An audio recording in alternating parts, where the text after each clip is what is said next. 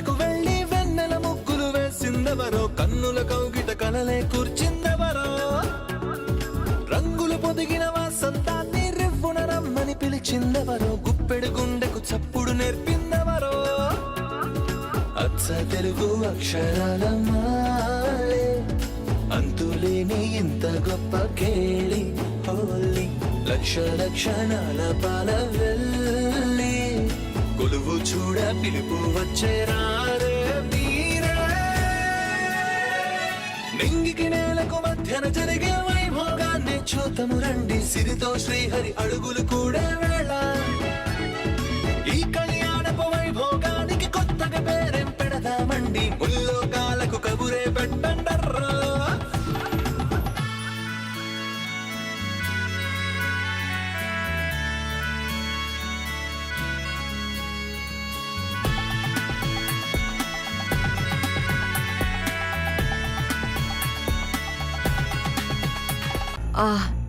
జనార్దన్ గారు, I'm sorry అండి.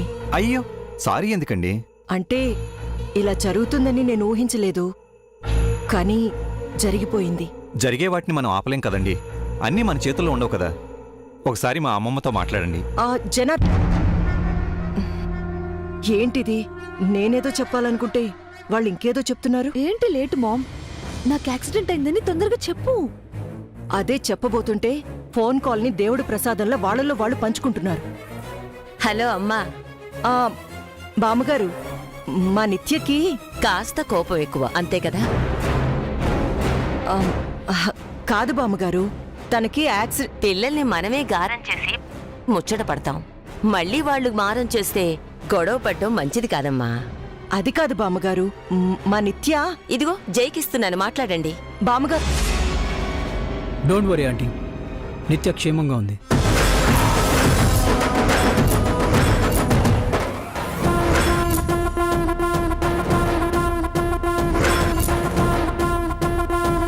What జే? నిత్య మా ఇంట్లో సేఫ్గా ఉందంటీ.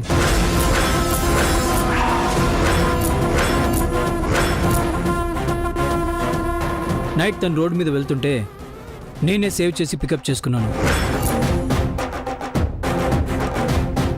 What mom? What happened? Manga వాళ్ళింట్లో ఉందంట.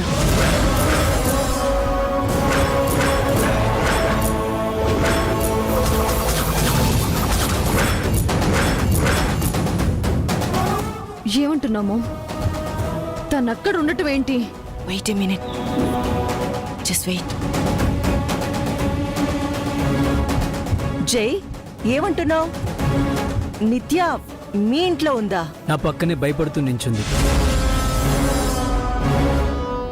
మీతో గొడవ పడొచ్చిందంట కదా, మీరేమంటారు అని నైట్ అంతా టెన్షన్ పడుతూనే ఉంది. కంగారు పడతారని మీకు నైటే కాల్ చేసి చెప్పాలనుకున్నాను, కానీ నిత్య వద్దంది. తన్నేమనుకండి ఆంటీ, తను ఇప్పటికీ చాలా ప్యానిక్ అయింది. థ్యాంక్ యూ జై. నిత్య ఏమైపోయిందో అని నేను కూడా ఇప్పటి వరకు టెన్షన్ పడుతూనే ఉన్నాను. తన ఫ్రెండ్స్ అందరికీ కాల్ చేశాను. ఫైనల్గా మీ ఇంటికే వచ్చుంటుందని గెస్ చేసి మీకు కాల్ చేశాను. నేను ఇప్పుడే బయలుదేరుతున్నాను. Okay? Okay aunty, bye. Bye. నిన్ను తీసుకెళ్ళడానికి మీ మామ్ వస్తున్నారు. షిట్, మన ప్లాన్ మొత్తం రివర్స్ అయింది. దాని చావుది చావకుండా మళ్ళీ జై దగ్గరికి ఎందుకు వెళ్ళింది? కావాలనే చేస్తోంది మామ్. మనం తరిమేశామని అక్కడికి వెళ్ళి కూర్చుంది అది. ఇందుకే నిన్ను తొందరపడొద్దు అని చెప్పింది. ఇప్పుడు చూసావా, మళ్ళీ మొదటికొచ్చింది. ఏది చేసినా ఆలోచించి చేయాలి బేబీ, వెనక ముందు ఆలోచించాలి. అది మనకంటే అడ్వాన్స్ గా ఆలోచిస్తే మనం ఏం చేయగలం మామ్? ఇందులో దాని మిస్టేక్ ఏం లేదు బేబీ. మనమే దాన్ని పంపించి తప్పు చేశాం. అది కాస్త రోడ్లపై వెళ్లి జై కంటపడింది. దాన్ని చూసిన జై నువ్వనుకొని ఇంటికి తీసుకొని వెళ్ళిపోయాడు. ఇప్పుడేం చేద్దాం? ఇంకేం చేస్తాం, ప్లాన్ ఫెయిల్ అయినట్టే.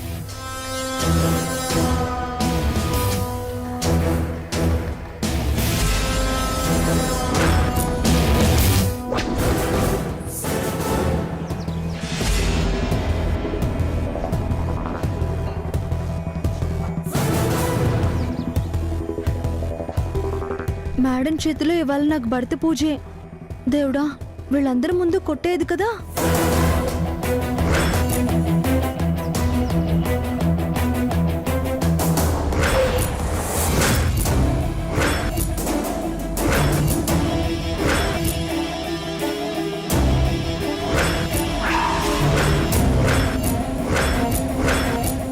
వచ్చింది.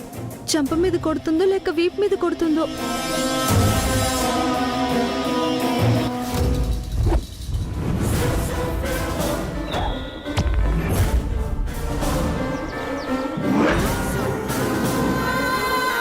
అమ్మాయి రాత్రి నుంచి భయపడుతూనే ఉంది. ఏమనకమ్మా. బేబీ ఇట్రా.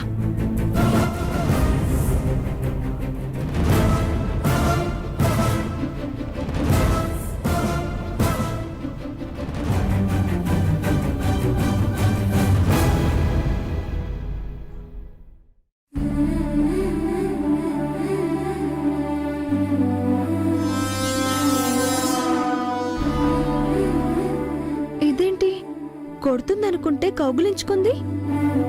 ఏంటి బేబీ ఇది? ఈ మామ్ నిన్ను ఒక్క మాట కూడా అనకూడదా? నువ్వు పడకూడదా?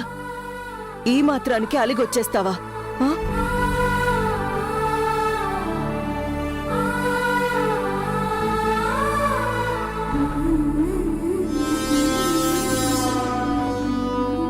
నువ్వు ఏమైపోయావో అని నైట్ అంతా నేను ఎంత టెన్షన్ పడ్డానో తెలుసా? కనీసం ఇక్కడ ఉన్నానని నాకు ఒక్కసారైనా ఫోన్ చేసి ఉండొచ్చు కదా. నైట్ మీకు కాల్ చేద్దాం అనుకున్నాం స్వరూప్ గారు, కానీ తను బాగా భయపడిపోయి మీకు చెప్పొద్దంది.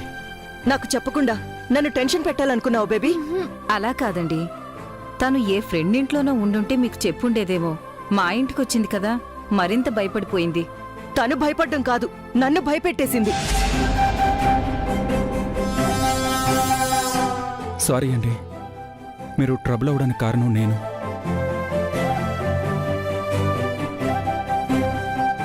నిత్యకు మీకు గొడవలు అవడానికి కారణం కూడా నేనే. అందుకే అపాలజీస్ చెప్తున్నాను. అపాలజీస్ అంటే అపాలజీస్, చేసిందంతా చేసి. నో జై, నిత్య ఈ ఇంటికి వచ్చినందుకు నాకేం కోపంగా లేదు. ఎప్పటికైనా రావాల్సిన ఇంటికే కదా వచ్చింది.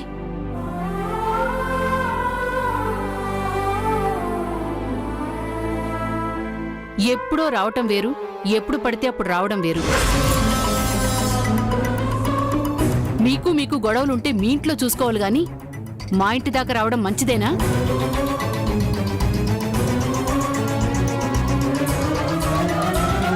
ఆపండి అత్తయ్య. నిత్య కావాలని రాలేదు, నేను తీసుకొచ్చాను. నైట్ తను ఏ పరిస్థితిలో ఉందో మీకు తెలీదు. తనకేమైంది బావా? ఇద్దరూ కలిసి నిద్రపోకుండా హాయిగా అష్టచమ్మ, కోతి కొమ్మచ్చి ఆడుకున్నారు కదా.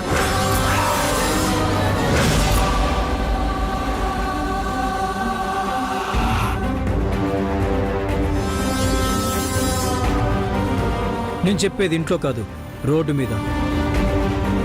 అక్కడ తను పెద్ద ప్రాబ్లంలో పడబోయింది.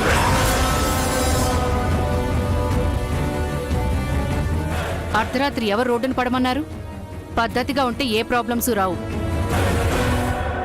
నిజమేనమ్మా, పుట్టిల్లు అత్తిల్లు ఒకటైన వాళ్లకు ప్రాబ్లమ్సే ఉంటాయి. బయటకు వెళితే తెలుస్తుంది. మా అమ్మాయి వల్ల మీకేదైనా సమస్య వచ్చుంటే నన్ను క్షమించండి. అయ్యో, అదేం మాటమ్మా. ఏ ఆడపిల్లైనా అత్తింటిపై అలిగి పుట్టింటికి వెళుతుంది. కానీ మీ నిత్య పుట్టింటిపై అలిగి అత్తింటికి వచ్చింది. మంచి పిల్ల. పాపం అన్నం కూడా తినకుండా నిద్రపోకుండా రాత్రంతా ఈ సోఫాలోనే కూర్చుంది. మేం ఎంత చెప్పినా వినలేదు. నిత్య నా మాట వినడం ఎప్పుడో మానేసింది. సొంత నిర్ణయాలు తీసుకుంటుంది. తను మీ మాట వినేలా చేసుకోవాలంటే వెంటనే పెళ్లి చేయాలి.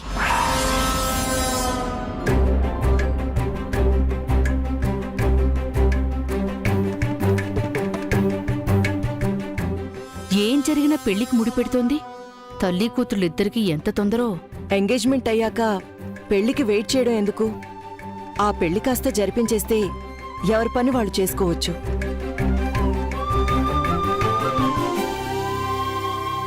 పని పాట లేకుండా ఇక్కడెవరు ఖాళీగా లేరులేండి. మనం ఉన్నాగా. త్వరలోనే ఒక మంచి ముహూర్తం చూసి పెళ్లి చేస్తే అందరికీ మంచిది. మరి మేము వెళ్ళొస్తామండి. రా నిత్య. బ్యాగ్. పదమ్మా.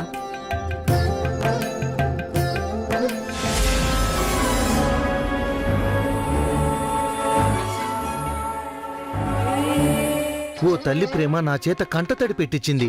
ఒక చేతకాని భర్త వల్ల నాకు ఈ పరిస్థితి వచ్చింది. ఒక అసమర్థత తండ్రి వల్ల నాకు ఈ పరిస్థితి వచ్చింది. అటు తిరిగి ఇటు తిరిగి ఆవు కథలాగా నా దగ్గరికే వస్తారు వీళ్ళు. ఛే!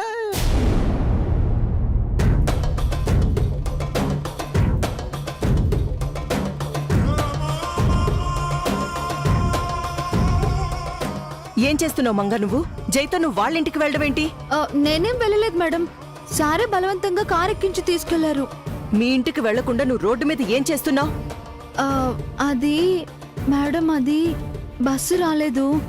ఆటోలో వెళ్తే డబ్బులు ఎక్కువ అవుతాయని. అడిగితే ఎంతైనా నేనిస్తాను కదా. అనవసరంగా నువ్వు కక్కుర్తుపడి నన్ను ఇబ్బందిలో పడేశావు. ఇప్పుడు బేబీకి నేనేం ఆన్సర్ చెప్పుకోవాలి? సారీ మేడం, అమ్మాయి గారిని నేను క్షమించమని అడుగుతాను. నువ్వు కనిపిస్తే అది చంపేస్తుంది. తన ప్లాన్ అంతా పాడు చేశావు. మరి నేను మా ఇంటికి వెళ్ళిపోనా మేడం? నువ్వు వెళ్తే జైకి ఏం ఆన్సర్ చెప్పాలి? నిత్య జైని కలిసే పరిస్థితిలో లేదు కదా. అయితే నన్నేం చేయమంటారు మేడం? బేబీని ఎలాగోలా కన్విన్స్ చేయాలి. అది నేను చూసుకుంటాను. ఇక నువ్వు ఎక్కడికి వెళ్ళకు.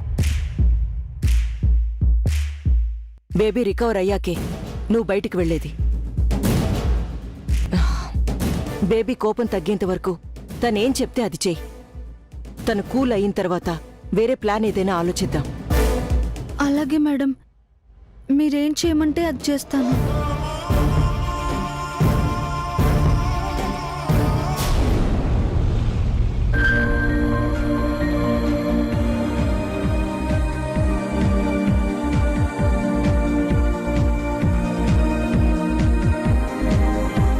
ये gold with diamond sir 10 lakh sir.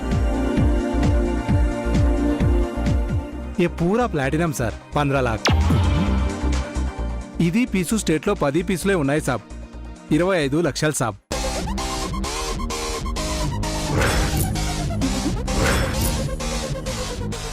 ధరలే దగదగలాడుతున్నాయి. ఇక నగలు చూస్తే మిలిమిలా మెరిసిపోతూ ఉంటాయేమో.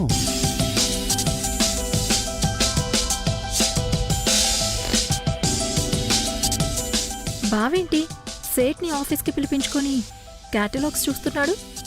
జ్యువెలరీ ఏమైనా కొంటున్నాడా? It's looking good. స్వప్న, అక్కడే ఆగిపోయావేంటి? రా.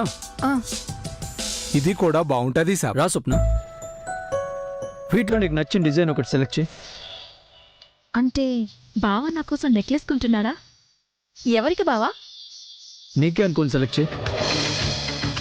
ఆ నిత్యకి ఆఫ్టర్ ఆల్ డ్రెస్ ఇచ్చి నాకు నెక్లెస్ కొంటున్నాడంటే నో డౌట్ బావ నన్ను ఇంకో మెట్టెక్కిస్తున్నాడు. ఐ లవ్ యూ బావా. చారీ, ఇది పట్టుకో. ఇలా రా.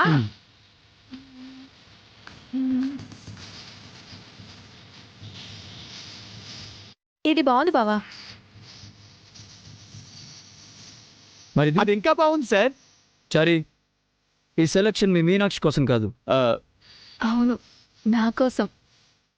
నేను ఎన్ని శతాబ్దాలు మీ దగ్గర పనిచేస్తే నా మీనాక్షికి అలాంటి నెక్లెస్ కొనగలుగుతాను సార్. కొనలేని స్తోమత లేనప్పుడు చూసి సంతృప్తి పడాలి చారీ. మాలాంటి మిడిల్ క్లాస్ వాళ్ళ సాటిస్ఫాక్షన్ గిల్టు నగల దగ్గరే ఆగిపోతుంది మేడం. సార్ చూపించిన డిజైన్ బాగుందని జస్ట్ నా ఒపీనియన్ చెప్పానంతే. స్వప్న, నువ్వు చెప్పు. చెప్పాను కదా బావా, నాకు ఇది నచ్చింది. ష్యూర్? ఇదే ఫైనల్ చే బావా. ఓకే సెట్ జీ, ఈ నెక్లెస్ ఫైనల్ చేయండి.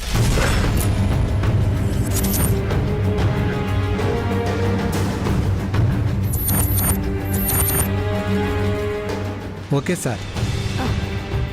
అదేంటి బావా, నాకు నచ్చింది ఆర్డర్ చేయకుండా నీకు నచ్చింది ఆర్డర్ చేస్తున్నావు? నాకు నచ్చితే నిత్యకు నచ్చుతుంది కాబట్టి. అండ్ నీకు నచ్చితే నిత్యకు నచ్చదు. బికాజ్ నిత్య ఫ్యాషన్స్ అన్ని కూడా నీకు ఆపోజిట్గా ఉంటాయి. మధ్యలో నిత్య ఏంటి బావా? ఆ నెక్లెస్ నిత్య మేడం గారికి కొంటున్నట్టు ఇవిడికి ఇంకా అర్థం కానట్టుంది. సారీ స్వప్న, నీకు చెప్పడం మర్చిపోయాను. రేపు నిత్య బర్త్డే. ఈ నెక్లెస్ ప్రజెంట్ చేసి తనకి సర్ప్రైజ్ ఇద్దాం అనుకుంటున్నాను. అచ్చా సెలక్షన్ సాబ్, మీకు మంచి టెస్ట్ ఉంది. కాకపోతే కాస్టు ఎక్కువ. ఎంత ఉంటుంది ఏమిటి? 35 లక్షలు. 35 లక్షలే సార్? ప్రైజ్ నాకు ఇంపార్టెంట్ కాదు సెట్జీ. పుట్టినరోజున నా ఫియాన్సీని సర్ప్రైజ్ చేయడానికి 1 crore ఖర్చైన వెనకాను. బావ వాలకం చూస్తుంటే దానికి ఆస్తి మొత్తం రాసిచ్చేలా ఉన్నాడు. మీది ప్యారీ దిల్ సాబ్, మీది ఫియాన్సీ బహుత్ అదృష్టవంతురాలు సాబ్. చారీ సార్, అకౌంట్స్ డిపార్ట్మెంట్కి వెళ్ళి 35 lakhs చెక్ రాయించుకున్నా. అలాగే సార్.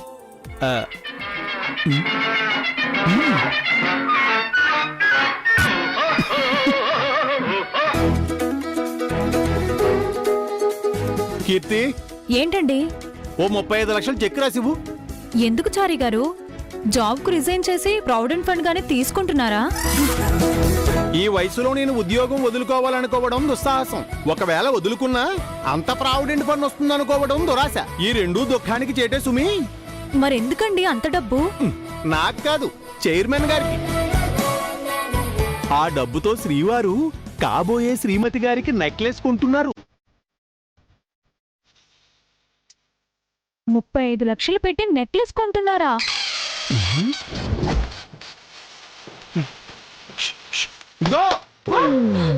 చారి గారు, 35 లక్షలు! 35 లక్షలు! అవును. అంత డబ్బు మీ దగ్గర నా దగ్గర ఉంటే మన లైఫ్ సెటిల్ అయిపోదు. తప్పు. మనబోటి వాళ్ళం రిటైర్మెంట్ అయ్యే వరకు లైఫ్ సెటిల్మెంట్ గురించి ఆలోచించకూడదు. ఇక ఆశ్చర్యపోయింది చాలు, చెక్కు రాయి.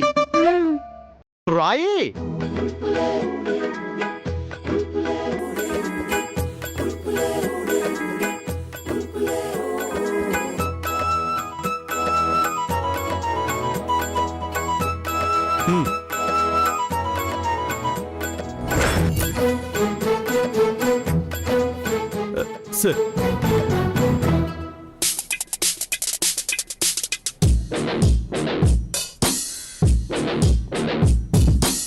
మాల్ ఇవ్వక ముందే మనీ ఎందుకు సాబ్? నెక్లెస్ ఎప్పుడు డెలివరీ చేస్తారు? ఈవినింగ్ అంతా రెడీ అవుతుంది సాబ్. మీరు ఎవరైనా పంపిస్తే హ్యాండ్ ఓవర్ చేస్తాను. చారీ వస్తాడు. ఠీకే సాబ్, thank you. Chari sir, evening వెళ్ళి నెక్లెస్ తీసుకొచ్చి. Yes sir. నేను 2 hours లో వచ్చేస్తాను. ఎక్కడికి వెళ్తున్నారు సార్? ఉప్మా తినడానికి చారీ. ఓ, చట్నీస్ కా సార్? కాదు, నిత్య వాళ్ళ ఇంటికి. ఓహో, మీకు ఉప్మా చేసి పెట్టడానికి మేడం గారు ఈ రోజు ఆఫీస్కి రాకుండా ఇంటి దగ్గర ఉండిపోయారన్నమాట. వెళ్ళండి సార్. Happy upma sir. దేనికైనా రాసి పెట్టి ఉండాలి.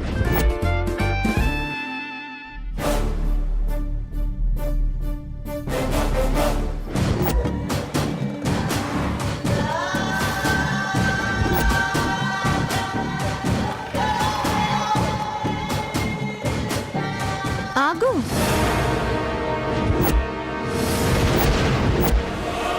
నా కాలు నీ చేతిలోకి ఎత్తి పట్టుకొని నెయిల్ పాలిష్ వేయి.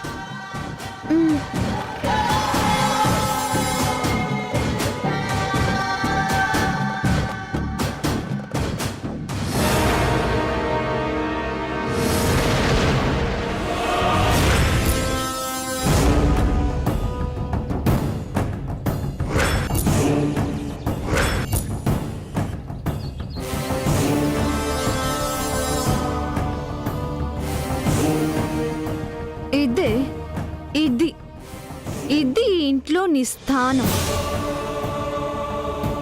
నీ లైఫ్ ఎండ్ అయ్యేంత వరకు నీ ప్లేస్ ఇక్కడే. అర్థమైందా? లైఫ్ లో మళ్ళీ నిన్ను చూడకూడదు అనుకున్నాను, బట్ ఇలా చూడొచ్చు.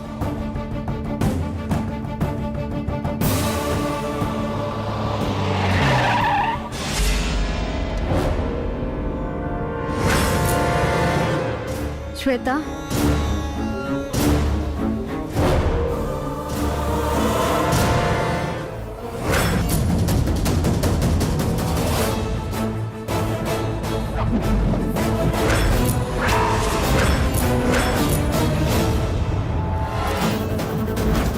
జై సార్ వచ్చారు మేడం.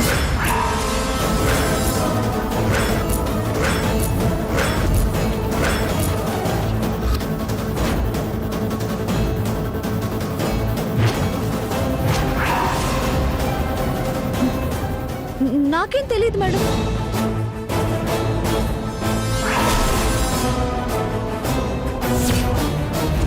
చెప్పండి. సార్తో మీరు మాట్లాడతారా, నేను మాట్లాడనా?